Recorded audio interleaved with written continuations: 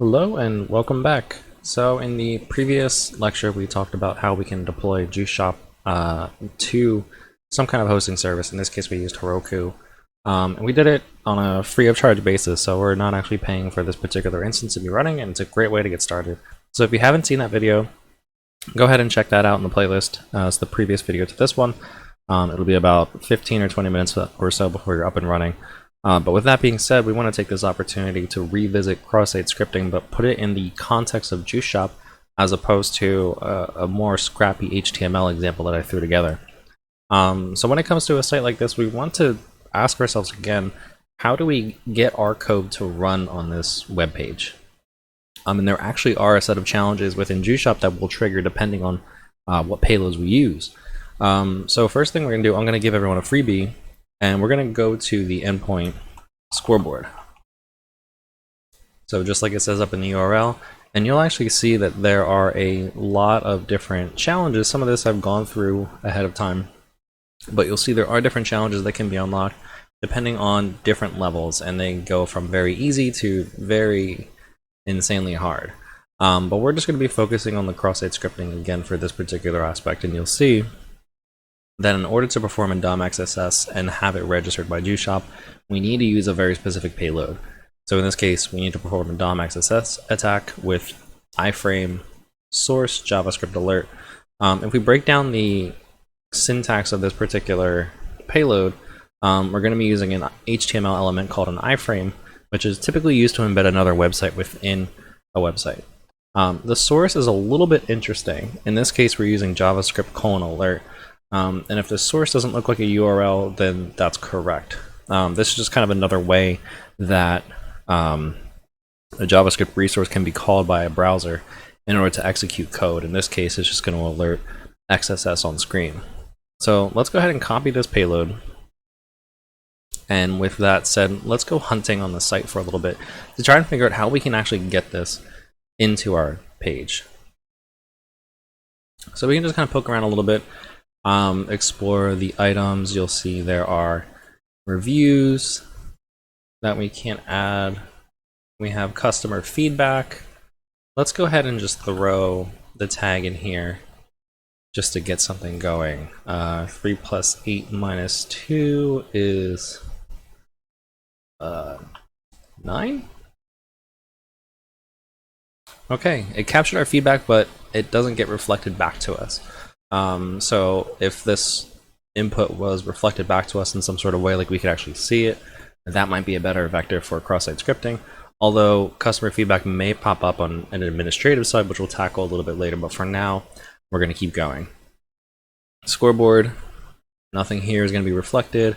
We have a photo wall, but we can't actually add any photos to this page. This is just for kind of viewing content. The only other thing we can think of and use right now, which has kind of been staring us in the face, is the search feature. So in the upper right hand corner, we can just go ahead and search for a product. Let's say banana, because I think I saw banana. And you'll see, most importantly, there are a couple things happening. One, our search term is in the search bar. Two, our search term is being appended to a query parameter, which looks very similar to what we covered before. And then three, the search term is actually being populated within the browser itself. So this seems like a really good candidate for putting in our code and HTML elements to get our scripts to run. So with that said, let's actually just put just a regular script in here and see what happens.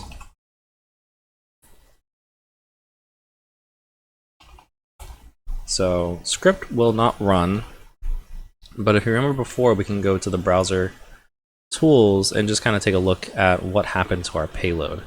I like doing this just to see if something is potentially being stripped out, and you'll see our search value does contain the code, but it's not executing. So we do have a valid script tag with alert in there, but it's not being executed for one reason or another. In this case, we may need to get a little bit more creative. So if we go ahead and cheat, we actually can just use our payload from the scoreboard, and you'll see we actually get our cross-site scripting to execute. If we keep an eye on that iframe, you'll see that it has actually been embedded. The page also looks like it's broken a little bit. It's actually trying to render an iframe of a decent size, so it actually pushes the search parameter down, or expands the div, I should say, to make it a little bit wider. So in order to break this vulnerability down a little bit more, let's actually go into the Juice Shop repository because we have access to the code and figure out why this is happening. So we've been to it before, but how would we search in order to figure out what's going on? So let's use our dev tools again, and we'll hover over this element because at some point the server is returning some data back to the client, and the client is doing its best to render it, and there are probably some HTML tags or terms that are being used in order to make this happen. So for example, if we look at these different elements here, especially our iframe, and we go up a little bit on the right hand side, you'll see there is a span here with an ID called search value. So at some point the browser is probably getting this information, and the HTML and JavaScript are working together to take the information returned from the server and build a page for you. So there's a good chance that this ID is being referenced in the source code somewhere. It's not being dynamically generated each time the page loads, for example. So we can just search for that within this repository. And if we zoom in a little bit, search value. So here's our ID of search value, and you'll see it's templated and makes use of the inner HTML function within JavaScript. As we recall in the original cross-site scripting video, this was something we called out as potentially dangerous because it's going to handle untrusted user input and put it back into the DOM. So even if you go to Google and you just search HTML, inner HTML dangerous or something like that, you're going to be seeing a lot of blogs talking about the topic, because at the end of the day, in a way, it can be potentially dangerous because you're kind of setting untrusted variables within your browser, and the browser could potentially execute those. In this case, it does for us. So if we reload this again, you'll see we have our cross-site scripting attack executed, and we can also do some additional things, like we can log this to the console. If the user was logged in, if the cookies weren't set correctly, we could use that cross-site scripting attack to exfiltrate cookies to another site. And if we were to tweak this again, let's change our payload from alert to JavaScript console.log document cookie, and you'll see that when the page loads, we actually get the cookies logged to the console. So that'll be it. This is a little bit more of a quick video because we've talked about cross-site scripting before, but it's good to see it within the context of the Juice Shop application as well.